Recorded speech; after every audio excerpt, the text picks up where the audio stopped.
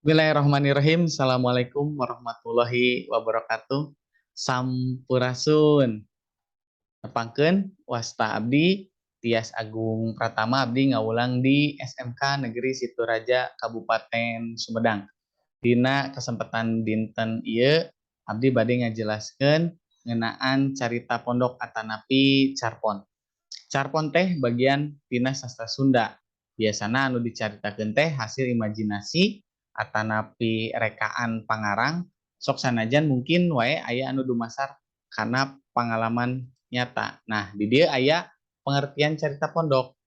Carita pondok teh nyata karangan rekaan atanapi fiksi anu wanguna pondok. Nah, aya ciri-ciri carita pondok.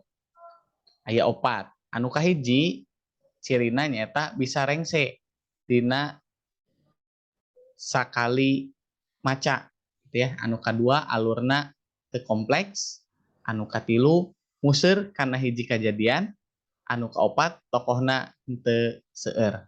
Nah, selain ti ciri-ciri jadi oge dijelaskan yang aya unsur intrinsik cerita pondok atanapi carpon aya 5 unsur intrinsik teh non wae hiji aya palaku jelema anu ngalalawakon dina carita.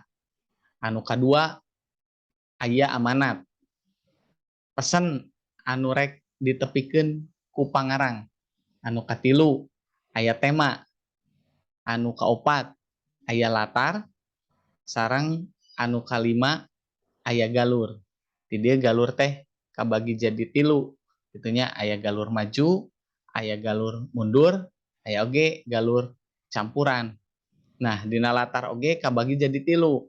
Aya latar waktu, ya bisa jadi isuk, sore, berang, peting, aya latar tempat, contoh nawe di sekolah, di imah, di kebon, di sawah, sarang aya latar suasana, sedih, kumbira, sarang anu sanesna. Nah, iya kaitana sarang unsur intrinsik dina carita pondok.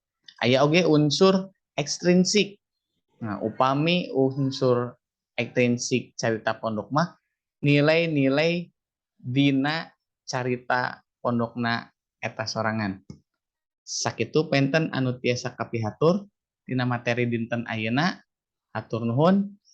Billahi taufiq wal hidayah. Assalamualaikum warahmatullahi wabarakatuh.